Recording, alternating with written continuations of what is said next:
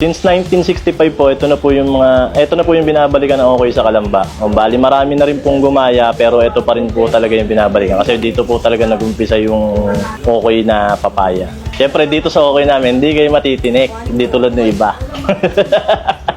Bali, ako na po yung pangatlong generation dito sa Crispy Okoy ng Kalamba. Bali, ako na po ako nung may-ari po talaga. Tapos yung Okoy po namin, hindi po kayo matitinik kasi po, yung Okoy namin, more on vegetables po. So, papaya na may mix ng vegetable, may kalabasa, siyang mga sibuyas. May alamang din sa gitna, tapos ang hipon po niya nasa ibabaw. Kinokot po ng galapong.